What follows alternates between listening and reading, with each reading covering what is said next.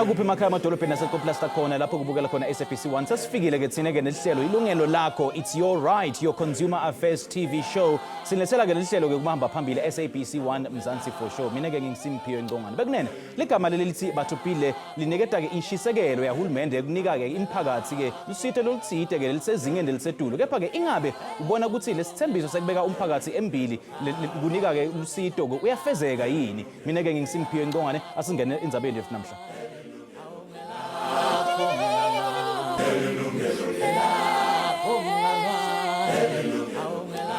Public servants at our hospitals, at our police stations and other government institutions play a very important role delivering services to you and I as members of the public. While many may be passionate and dedicated public servants, the same cannot be said of others who continue to be a blemish to the Batopile or the people first principle.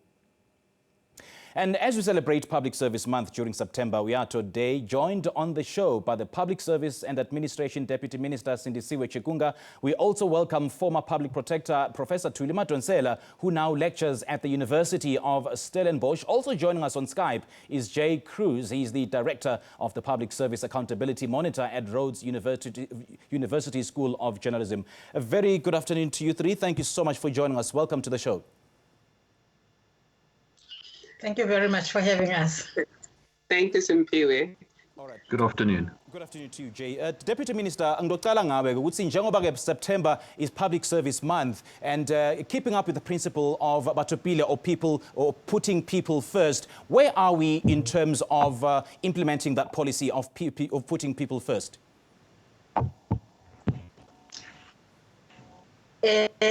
Ngiyabonga kakhulu Simpiwe, mhlambe angiqale ngibingelele abasebenzi bakahulumeni, our public servants, ngibingelele nabo bonke abantu base South Africa, abama clients, abama patients, abama customers, ama services kahulumeni. I policy ye Batopile is evaluator njengamanje. We're looking at implementation yayo. There are principles ayo esicabanga ukuthi azanye uku-implement, but also identifying ama-shortcomings akhona ukuthi abe kuphi nokuthi mhlambe singawenza kanjani ukuthi abe right. But mhlambe ekuqaleni kufanele ngibonge abasebenzi bakahulumeni kulesi sikhathi abasebenze ngokuyimisela kakhulu benza ukuthi mhlawumbe public service month yalonyaka ingakhulumeka kakhulu ngoba sibone ivalue yabo during iCovid. Sabona ukuthi ibona abagcine cishe benza iSouth Africa isebenza ikakhulukazi ngo-level 5 we-lockdown.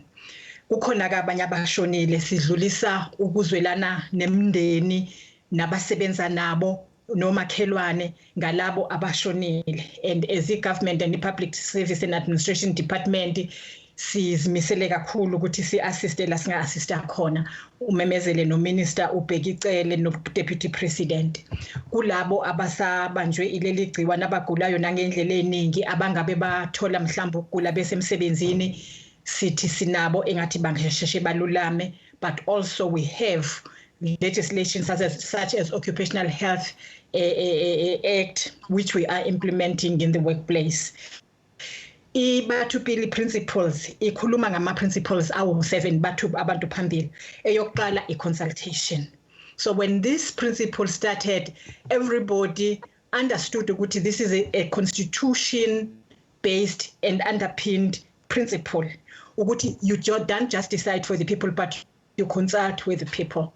This is done by other arms of government, such as, for instance, Parliament, kuma legislation.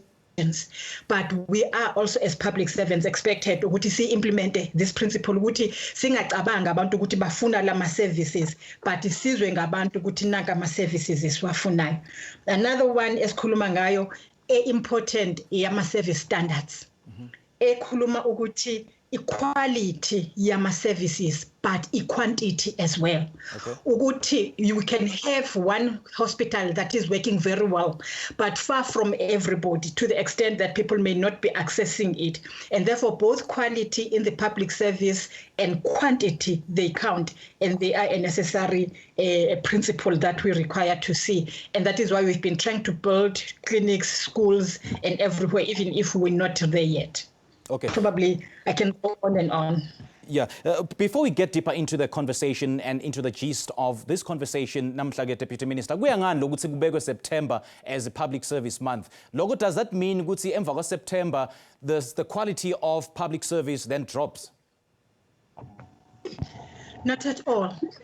What this means ukuthi wonke umuntu eSouth Africa akatholi isikhathi sokukhuluma nge-public service. Otherwise, msakazi, I always say, Simpiwe, one thing that as South Africans we do not remember is that today there are thousands of people that are being discharged from hospitals and who were admitted at hospital not able to walk, but they are being discharged back to their families, walking and strong and ready to go back to their work or to their daily activities. And these things that we normally don't talk about. But this month is actually saying we can now focus, we can talk and focus, identify where we are doing well as the public service, but identify missed opportunities and gaps and see how we best deal with those and correct those, because they are there. Of course, we can't deny that, but how best do we deal with them?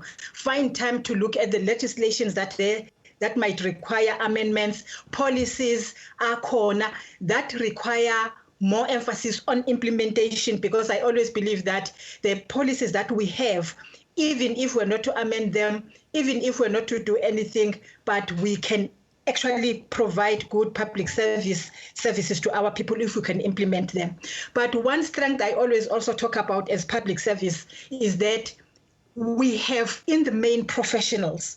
So people who wake up in the morning knowing a doctor, knowing how to treat a patient because he's been trained at the university. Right. So with or without my policy and everything, they know what to do. A teacher has been trained. So that is our strength. That is our starting point as the public service. Okay. So if we fail, we might be doing something not doing well somewhere. Deputy Minister, please stay on the line. We'll certainly continue this conversation. But Professor MADONSELA, let me also bring you into this conversation. Njengemuntu ke loke wasebenza loke wabasebenzisa embuso iminyaka lesikhombisa, yini ke tinkinga lodibene nato nje as a public protector or as a former public protector in the public sector? Yeah. Nami angibingelele balalele bese ngithi ngibonge kuye ukuthi usisite ukuthi si highlight i-public service month. Inkinga le ngihlangane nato tisekuthini kwesinye isikhathi uthola ukuthi bantu laba appointiwe ku public service abawadi umsebenzi. And ngakho ke baba in the way esikhundleni sokuthi bende umsebenzi lo right. Labanye bayawati umsebenzi utfole ukuthi baphathi babo banalokho lokuthiwa ingohlakalo i-corruption.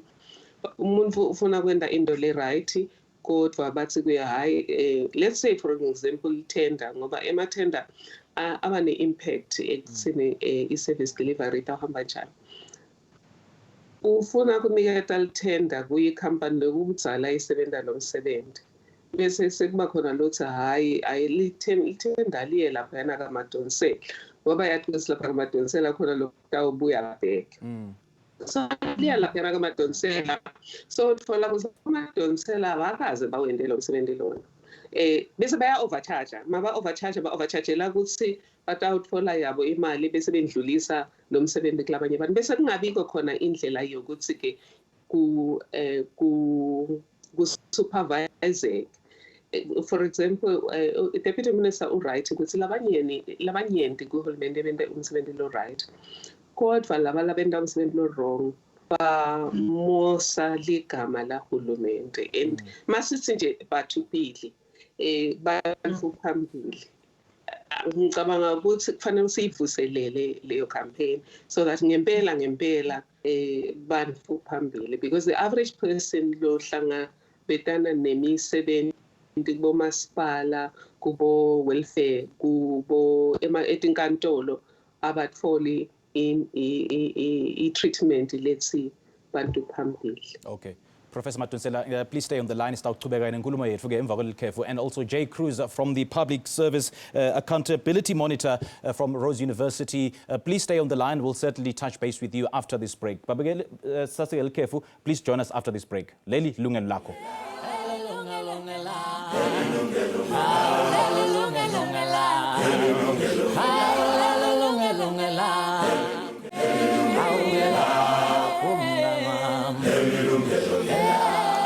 Sanibukela ke bekunene ke Yilungelo lakho, it's your right. Namhla ke bekunene sikhuluma ke noma ke sibuyeketa indzaba noma ke umgomo wahulumende lekuthiwa ke ibathopile putting people first noma ke kubeka abantu embili njoba nathi ke bekunene ukuthi inyanga yenyoni September inyanga yetisebenzi. Sesifuna kuva ngani ke ukuthi ingabe imphatho loyitholile nayo eclinic noma ke esibhedlela sahulumende noma ke eHome Affairs noma ke emaphoyiseni ibe ngilenjani. Sishayela ke licingo ke the numbers on your screens right now 0117146918 noma ke 0117146919. Kukhuluma kabanti ke sina Deputy Minister we Public Service and Administration Mageke Chikunga, siphinze sibe na Professor THULI MADONSELA, niyamkhumbula ke uke waba i-Public Protector, siphinze sibe na KRUUSE yena ke ulapha Public Service Accountability Monitor at University of RHODES. Mr. KRUUSE, let me bring you into this conversation. And where are we in terms of the government making sure that it is indeed putting the people first? KRUUSE? Well, we've got considerable evidence to suggest that a large number of public servants are putting their private interests first. We've had significant exposés and evidence coming to the fore during COVID, indicating that despite laws being enacted, steps being taken by government to try and reduce abuse of public office, it has continued unabated. We also have the Auditor General's reports, which have revealed that across levels of government, there continues to be a worrying trend of governance failures and an inability to maintain adequate checks and balances. We also have the National Development Plan, which is now some years old, which identified what needs to be done in order to turn around and ensure that we build a more capable state. And I think there are a number of lessons that can still be drawn upon to ensure that we improve our implementation and significantly improve our consequence management so that we can turn things around and actually realize human rights and progress as a country. But in terms of implementation, you just mentioned the abuse of power or the abuse of office. Where does the problem lie? Does it lie in the particular individual, or does it lie in the entire government machinery in its entirety, or the environment, to be quite precise? Because we have a well-meaning and well-mannered individual getting into the public service, but then when that particular person is there, he totally changes. Where does the problem lie? Yeah, there's compelling evidence showing that there are widespread systemic breakdowns. So it's not just an individual. Often a good, well-serving public servant is employed into a department where the environment in that department is extremely difficult. One has a whistleblower who wants to speak out, and that person faces consequences, intimidation in the workplace when they want to act in the public interest. So, certainly if one looks at the evidence coming from reports and analysis by the Auditor General's Office, the Public Service Commission, and the DPSA, to name but a few, the Ethics Institute has also looked into this. And it's often a system-wide problem where there is a failure of governance mechanisms, there is weak capacity, there is, in some respects, incompetence. And of course, we've had acknowledgements around the impacts, the negative impacts of cadre deployment. The National Development Plan speaks about the need to more clearly separate the political administrative interface so as to reduce interference at that interface, so that we have professional public servants who fulfill their duties and aren't unduly interfered with or their work impinged upon by political interests. All right, please hold your thoughts there, Jay. We'll pick up on that conversation in just a moment. Now, Professor MADONSELA, ngaphambilini ke wende ke example ngetender ukuthi ke nangabe itender inkampani yancongwane iyaqualify ukuthola le tender. Kepha ke le tender bese seyinikwa MADONSELA ngoba uyati umuntu ukuthi kaMadonsela utawudla. Ukuthi lenkinga ke iba kuphi? Iba ku individual lapha kuhulumende noma ke iba nje kule system yahulumende in its entirety. Ngicabanga ukuthi ngema-individuals, although inkinga seyibe systemic, abantu bathi inkinga ngamathenda ngilokuthi imithetho ayikho good enough. That's not true. Imithetho, ema-laws, ama-acts, legislation, ama-regulations, nema-treasury guides are very clear ukuthi sende njani, even makune-emergency. Makune-emergency, for example, njengoba nje i-example, ncongwane ubu-system, kudzala asithengisela hospital, for example, let's take hospital. Abaqala inyalo ukuthi bathenga ama-PPEs. They've always bought ama-PPEs, but in smaller quantities. Doctors are always needing those oxygen machines, or they also need those masks, etc. So there's no reason ukuthi songaya lapha kuMadonsela lo ukuthi Madonsela uformishe company 14 days ago. So it's because it's an emergency. In fact, when it's an emergency, that's when you're supposed to work with the people in the system, because but tried and tested, you know where to find them, you know what their price is, but you also know whether they can deliver fast. So it's among individuals, but you can say it's systemic. It's not in the system, but it's systemic in that the practice you ignore rules. It has become a culture. And that's why Deputy Minister Chikunga and Minister Senzo Mchunu, I am overjoyed that we are surviving Batupili. And I think from our side, we are also employees of government. So like you, we are employees of the public because universities are public funded. Yeah.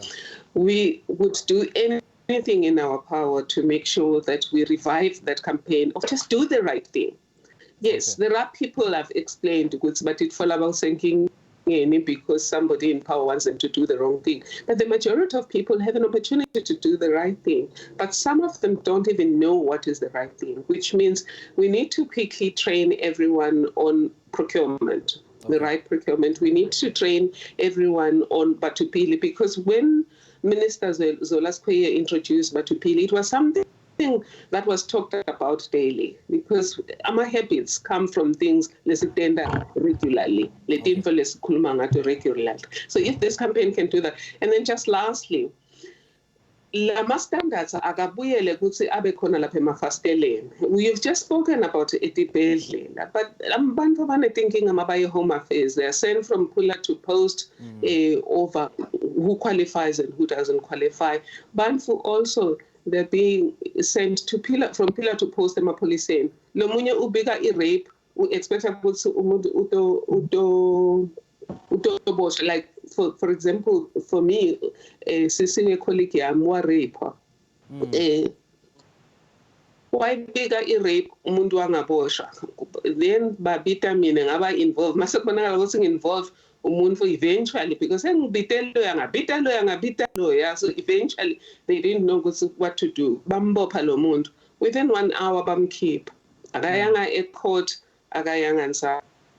But labanye utfola ukuthi uma ungabuka leya kagigaba i-case, kwenzakala something le-private, not only uyaboshwa, but kulethwa emaphoyisa labaluleke kakhulu, ema-hawks ukuthi abe involved. That's confusing. Sifuna ukuthi i-population kube nebatupili lama-guidelines. Mina fanele ngi-expecte lokhu, so that uma ngabe benda lokunye bekungafanele sibakwende, ngivele ngisho ngithi hawu officer, lana mosikuthwa wena fanele wende lokhu. Why so wenda something else? Okay, asishiye lapho ke Professor Stawuphinza siqhubeke nenkulumo yethu emva kwaleli khefu. And Deputy Minister, after the break, I'd love to engage you on what Professor THULI MADONSELA has just said, because it falls squarely right at the door of your department. Stawuphinza siqhubeke emva kwaleli khefu. Asasiphinza sibuyele titolo kubekungene. Please stay with us, Leli Lungelo Lakho, and please make sure you pick up that call, that phone, and call the numbers on your screens right now, because this particular topic concerns you at home right now. Leli Lungelo Lakho, siyabuya khona nyana.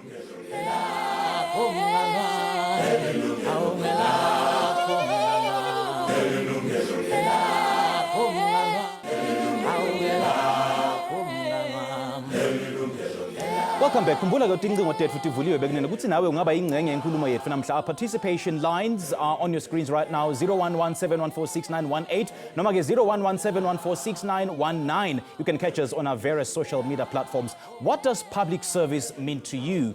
Is our civil service in South Africa living up to its name?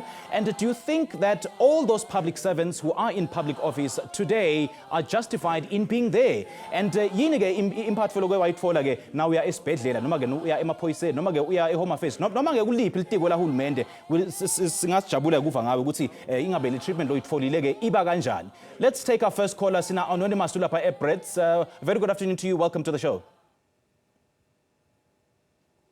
Anonymous caller, sakumurechelen sawubona. Okay, we seem to have lost Anonymous caller. We'll try to re-establish connection with that particular caller. Kumbula ngibukela ukuthi namhla ke ehlelweni sina Professor THULI MADONSELA uke waba yi-public protector. Utasichazela kabanti ke netingcinamba netincabekelwana leke adibana nathu ke asese ehhovisi lahulumende. Siphinde sibe na KRUUSE yena ke ulapha public service accountability monitor enyuvesi yase RHODES. Siphinde sibe na deputy minister we public service. Now deputy minister Professor MADONSELA ukhulume indzaba lemcoka and indzaba mlonyeni futhi njoba sikhuluma ngabo gender based violence against women and children. Yena ke Professor MADONSELA ukhulume ngecolleague yakhe leke yareshwa nakasuya emaphoyiseni ayopota le rape leyo awu bavele nje bangayithathi serious. Kepha ke nabambikela ke Professor MADONSELA kwangikhani ke bayithatha serious, and I guess that's what we see on a daily basis. If a particular crime is being committed against a certain individual, or if there is a flouting of a public service mandate, then it just goes it just lets slip, and when it take it to Twitter or any other public platform, it is then that the government takes action. Kuyangani ke lokho Deputy Minister ukuthi kuze kuthi indzaba sifake ku Twitter for the government to start taking action? In fact, msakazi Simphiwe, into mhlambe ayishilo uProfessor MADONSELA enye ukuthi imithetho ikhona and beyifanele ukuthi i-implement, because uma uyovula icala emaphoyiseni amaphoyisa afanele aku-assiste, in fact even as bethatha statement such that statement sakho singakwenza ukuthi icala lingabi khona libe likhona icala, but also bafanele ba-investigate ba-effect i-arrest uma kufanele bakwenze lokho. So kufanele, however uma ungayitholi leyo service kuyafuna udlule kuleli phoyisa elila kwi-service center, ufuna umphathi westeshi self. Uma ngabe kuukuthi naye akak-assist, kukhona nane-IPD ke ebuka i-practice yamaphoyisa ukuthi effective kangakanani. My wish ukuthi when izinto ezifana nalezo zenzeka singathuli but sikhulume, because when sithula singazireport kwabangaphezulu, and ngiyazi ukuthi mhlambe nabangaphezulu ngathola ukuthi abak-assist, kodwa mhlambe we will then be able ukuthi sithi sidlulisile okunye sikwenze in writing, ngoba ngesinye isikhathi uma ngabe wenze ngomlomo, uma seyifanele ikhulunywe indaba yizwi lalo against Lakho kanjalo kanjalo. So kukhona lokho, but msakaze engifuna ukukusho again ukuthi uma ngabe uyabuka into ye corruption, amanesi, the ordinary nurse nodokotela baphumile bahamba, sengisho nje le yama PPEs, baphumile bahamba baye esibhedlela baye clinic baya kuma communities beyofuna information. Lo msebenzi bawenzile and ngiyacabanga ukuthi bayakudeserve ukubonga ngawo. Okay. Kwaqhamuka somebody or somewhere okufanele abathengele ama protective garments zabo ukuthi bakhona ukwenza umsebenzi be protected, bengabi exposed kwi virus. Loyo wangenzile into efanele, wacabanga ukuthi kufanele inflate i-cost to the extent yoku-undermine umsebenzi kalo nurse olapha ngaphandle as we speak, who has contracted the virus as we speak, nephoyisa elingakaze lisebenzise i-protective equipment ngoba kwi-training yalo it's not part of it. The correctional service officer ongakaze a-train on wearing protective equipment, because in the main they are used as hospitals, but here they are faced with somebody on a virus or a potential virus carrier ukuthi protected, sekuvala lo msebenzi wabo omuhle. And that is why president ucorrect uma ethi ababoshwe abantu aba-involved kulento nokuthi akuvezwe ama-courts azokhona ukuyiprocessa lento. It doesn't matter ukuthi ubani uhambe uyojeziselwa lokho because ku-undermine now umsebenzi we-nursing assistant esewodini esidi patient engakhona ukuxoxa but ewenzile umsebenzi wakhe. So that is what I'm trying to say ukuthi ikhona imithetho. In fact, if you check i-public i-PFMA ithi uma mina because I'm deputy minister I give you instruction wrong ngicele ukuthi angikunikeze in writing so that there is something I prove futhi you have i-right yokwala wenza into oyaziyo ukuthi i-wrong.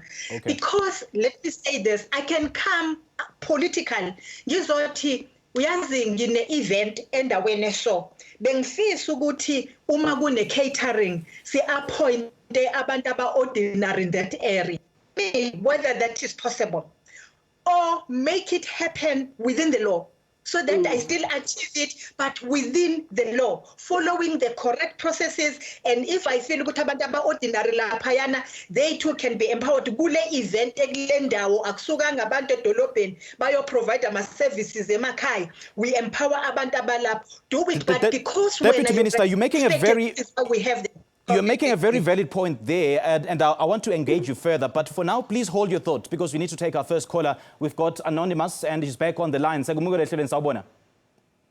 Ngiyabonga lethuba leninginike lona. Mina nginenkinga nema-hospital ethu. Ama-hospital ethu, ama-front desk ethu, I think abekho professional. Mina ezingiyi-chronic ngahumulator early March makuqala i-lockdown. Ngivakashile lana eBrethi kumele ngizocela i-medication ngoba ngivalelekile but angizange ngiphatheka kahle because i-status sami sashawuthwa wonke umuntu eva ukuthi mina ngiza ngizoyenzani eclinic. So I think i-government yethu ingayenza kahle uma ingatraina i-front desk yethu ikhona ukubatraina bayikhona ukwenza umsebenzi wabo. Manje mina angisakhona ukuya eclinic ngoba wonke umuntu uyazi ukuthi mina eclinic ngiyenzani. I-privacy yami ayizange like by protect. And noma ngicela ukuthi i-complaint form bangitshela ukuthi bona lezi zinto abanazo la kubo. Ne-complaint box abathinayo la ngizawucomplaina khona. Ibathupili ne-patient rights abayilandeleli lapho kule clinic. So bengifuna ukwazi ukuthi ngingasize kanjani ukuthi ngiqhubeke nalento lena because lento le ichaza ukuthi abantu abaningi abaphathwa kahle and uthola ukuthi ba-end up aba-defaulta ngokusaba kuye clinic ngoba ama-status abo ayashawuthwa wonke umuntu uyazi ukuthi kuyenzakalani ngempilo zabo. Ngiyabonga. Okay, Anonymous, thank you so much for that call. We appreciate it. Ukhona ke Deputy Minister ukuthi address lenzaba leyo. Let's go to Durban. Let's take our second caller. NTOKOZO ulapha eThekwini. Sakumodo ehlelweni sawubona. Sawubona bot. Siyaphila kunjani mama? Ngiyaphila njani? Siyaphila mama. Ukhuluma nathi mama. Ngiyaphila. Ukhuluma noNtokozo ndaba la eThekwini. Ngibona kukhulunywa le ndaba yebathupile namhlanje. Le ndaba yebathupile ngicabanga ukuthi iyiculo nje. Le yokuthi people first iyiculo ngoba emkhandlwini weThekwini ngineminyaka emithathu ngi-aplayele ugesi awukaze wafika and ngithola ugesi kamakhelwane kanzima ngentambo engiyihambisa phansi ewubungozi. Number 2 ilento ye-COVID emakliniki ethu. Uthola ukuthi umnyango wezempilo usitshele kunye amakliniki ethu zikhona izinto ezosiza. Ngike ngayekliniki ngigula enyangeni edlule nginempawu cishe eziwu-5 ze-COVID.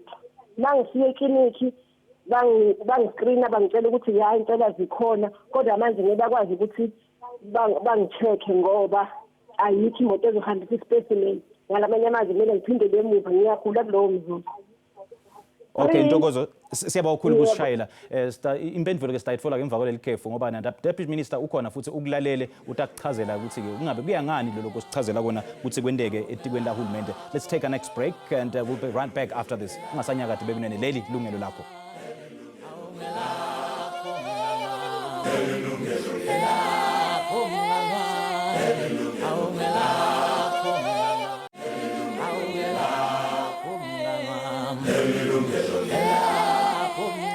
Sikomukele futhi mbukele ke, our participation lines are still open. Share ke licingo la studio for your views or questions on 0117146918 noma ke 0117146919. Ungaphinza uxhumane nathi ke kubo social media, bo Facebook na ku Twitter. Namhla ke sikhuluma ke nge-public service njengoba nathi ke bekunene ukuthi inyanga yenyoni o September inyanga ke ye-public service month. Sibuyeketa ke indzaba ye-public service or the efficiency of the public service machinery ukuthi ke ingabe yini ke tinkinga ke lokwadibana nato etikweni lahulumende noma kusemaphoyiseni noma kusekliniki esibhedlela home affairs noma ke ngikuphi etikweni lahulumende. Sifuna ukuthi usishayele licingo ke right now usichazele ukuthi tinkinga tini lokwadibana nato. Sina Deputy Minister of Public Service on Skype, siphinze sibe na Professor THULI MADONSELA from University of Stellenbosch. Ngiyamkhumbula ke uke waba public protector. Siphinze sibe na KRUUSE yena ke ulapha a Public Service Accountability Monitor eNyuvesi yase Rhodes. Now, Deputy Minister, let me come back to you. We've heard two callers earlier on before we went to that ad break. Wekucala ke ukhulume ngendzaba ye ukuthi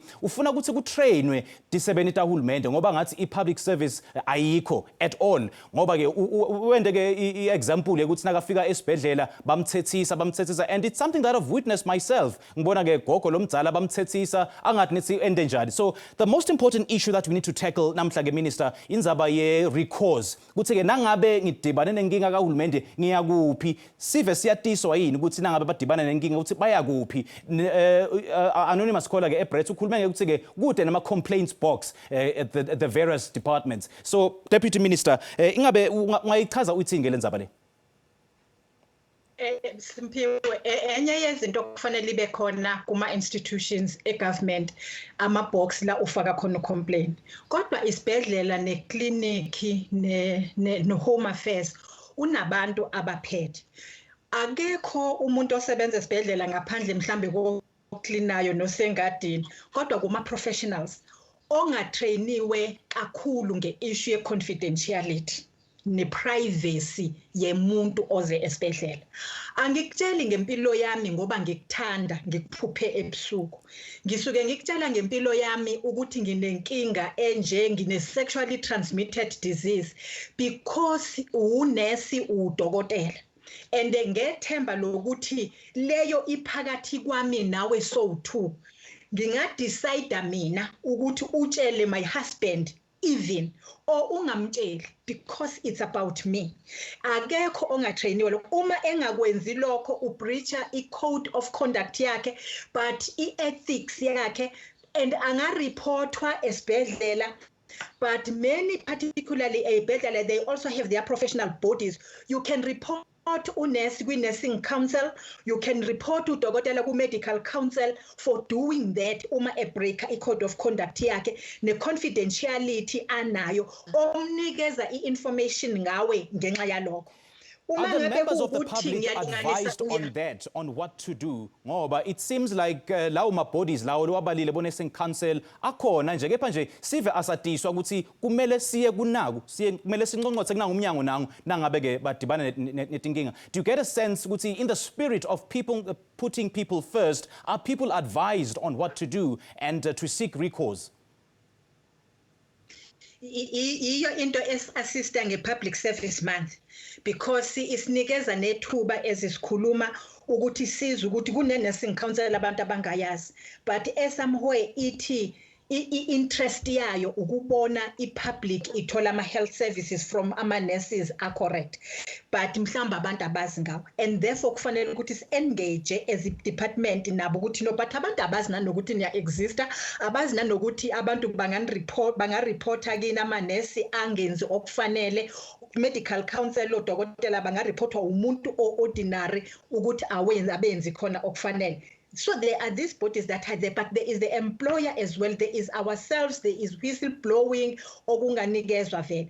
We issue a chronic treatment. It is important for a person uma ehamba esikhwameni sakhe ukuthi ihlale sikhona so that umuya uvalelekile njengoba ashilo anonymous ukuthi la ukhona you are able to take out your card unikeze so that ungafika esibhedlela naseklinika ukuthi mina ngino hypertension or ngine diabetes but they don't know exactly ukuthi diabetes which treatment are you getting because there might be a variety of tablets that can be given to you at a clinic and they need to know which one are you getting. So it's important on the other side ukuthi nami as a client I have that. Deputy Minister, Olandelile kudzala sikhuluma uhulumeni- ngaleti ndzaba leti, just to come in there, I do beg your pardon for interrupting. Kepha ke kudzala sikhuluma ngako lokhu, kudzala solo stoyitoya ngendzaba ke ye inefficiency in the government machinery.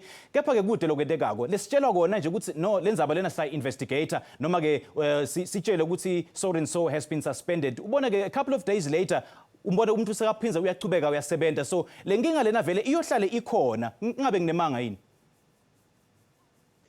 Msakazi, i-public service i-provider ama-services kubantu abawu-58 million or abawu-60 million base-South Africa. To the extent that ku-health, ngisho ne-medical aid ongaya kwi-private hospital but unelungelo futhi lokuya ku-public service. The resources are not adequate that we can run away from yon. As a matter of fact, even if you were to change public service, services akhona wanikezwe private sector, many people will not access that, and probably even the private sector will not be able to provide services angafana nawe private sector. Okay. So I think that is important to take into account. However, there are weaknesses as I identify where Professor THULI MADONSELA and my other colleague ukuthi okunye kwenziwa yimi nje decide ukuneglecta izinto ezikhona. I always say when I talk to nurses, one other thing ongayenza nje ufike wodini is to say to your patients sanibonani. That's the first and most important thing, and not just esibhedlela nje emaphoyiseni noma ke eHome Affairs noma ke ngikuphi ke etiko la hulumende. Asishiye lapho ke Deputy Minister sitawuphinda siqhubeke nawe in just a moment. Now KRUUSE, I'm sure you've been following this discussion. We're talking about malfeasance or prove or alleged in the public service. So what does this tell you then about the public perception of the entire public service, KRUUSE?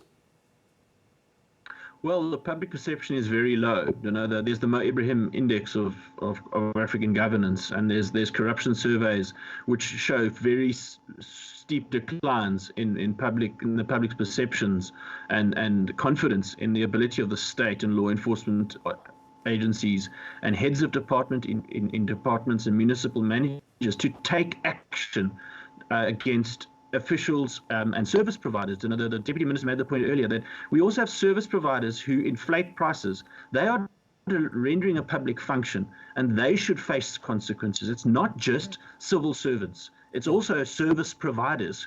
So private companies that bid for work and then do not deliver or inflate, and they should be, you know, we need a system-wide response. Insofar as complaint boxes are concerned, those should be the norm, but they aren't. And so we commend the Minister and the Deputy Minister's steps to reinvigorate the Botapele principles. But it needs ownership by line ministries, by state-owned entities, by public servants, and the public. The public need to call it out and say, we want these principles to be reborn and to be brought to the fore, to guide us in our conduct going forward. We've had a significant decline in confidence and lots of corruption. We need to turn the tide.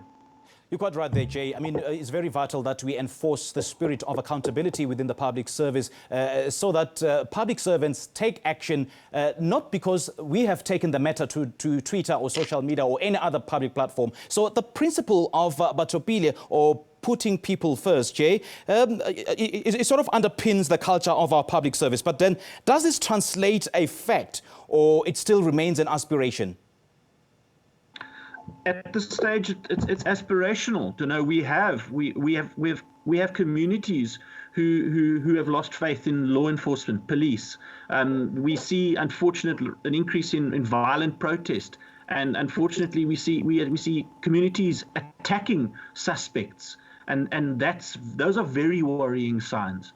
So we need to restore faith in institutions, and we need leadership at community level, at municipal, provincial, and national to turn things around.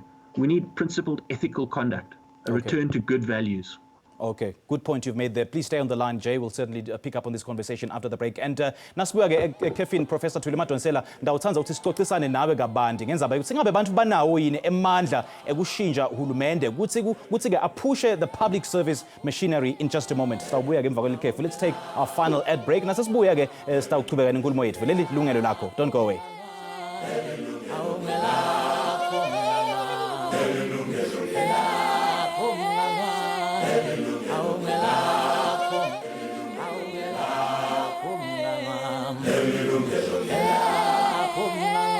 Welcome to our very last segment, Public Service Month, which is the month of September. Let's take our final caller, Elizabeth. Yebo baba kunjani? Siyaphila kunjani mama? Ngikhona. Ngifuna ukungena endabeni ngoba isikhathi sakho uthi sincane. Ibathu principle ayikho. Okay. Hello. Okay. Ayikho bhuti. Ayikho ibathu pili principles. Ngashaywa mina emsebenzini ngisebenza ngaphakathi. Ngabophisa isupervisor yami, umanager wami. Hello. Qhubeka make silalele mama. Ngabophisa umanager yami. Okay. Umagistrate akazange angithite kahle kwanamaphoyisa nasemsebenzini. Abantu bangaphandle bona bangathithwa kanjani? Behluleka ukuthitha thina ngaphakathi. So lenkinga yakho ayizange isolveka make? Ayizange namhlanje naloyo muntu uyasebenza, mina ngize ngaye epensionini ngiqhwalele. Azange bangibhadale emsebenzini, umagistrate azange amgwebe loyo muntu ngoba ngathi udizela umagistrate ngisaliphinda nginezithombe lewe bengilimele ngakhona. Okay, Elizabeth, siyabonga kakhulu ukusishayela. Sina Deputy Minister ke Public Service utawuzama kuyidzingisa le nkinga yakho. Deputy Minister, just briefly, how would you respond to this, and just your final comments and words of advice to members of the public? I think le case I show you uma ngithatha lokho akusho you because anginayo information ephelele yonke yokuthi kubeke njani kanjani, but uma eyisho both criminal act but also misconduct, so ibidinga ukuthi iprocesswe emsebenzini as a misconduct, a charge umuntu emsebenzini. It doesn't matter what the criminal justice is saying, whether it finds him or her guilty or not, but you have a misconduct of somebody who is abusing power by assaulting a worker at work. That is a misconduct that should be dealt with at the workplace like that.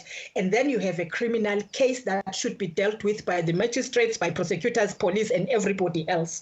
And ngalendlela le ayichaza ngayo kusengazuthi akubanga nejustice if we take what she is saying, because we don't know what happened, but from what she is saying, you have got this matter that required interfana naleyo. She has a right to report some of these things with Public Service Commission, but even to our department. Professor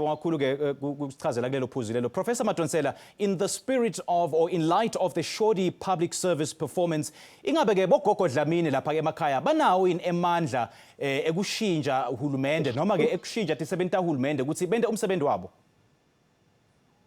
Banawo emandla ukuthi bogogo Dlamini banawo emandla ukuthi banganda umehluko. Kokuqala of course mabacabanga ukuthi ngemapolitiki lenda ukuthi umsebenzi ungahambi kahle bayakhona ukuthi nje government. Kodwa ngicabanga ukuthi kakhulu manje akusiyinkinga ukuthi ipolitical inkinga abantu.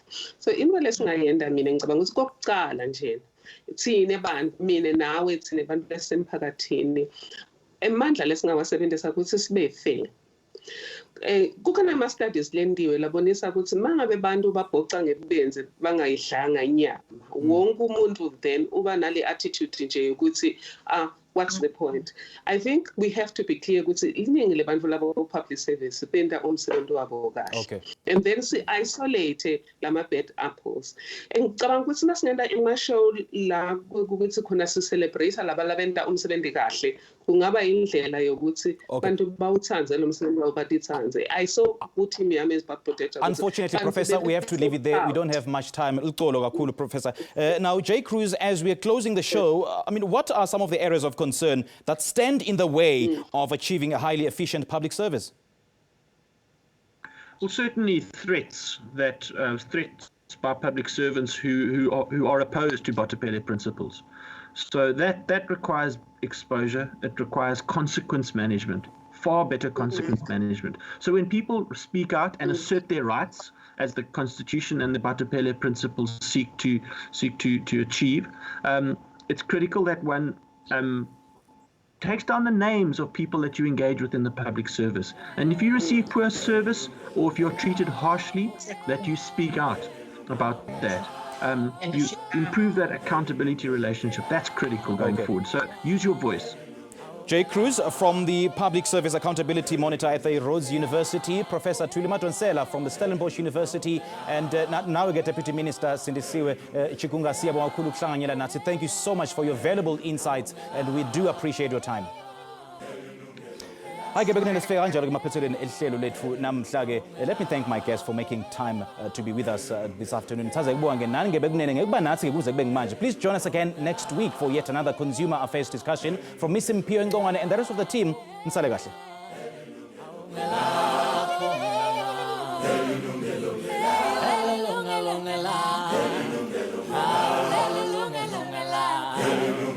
Lakho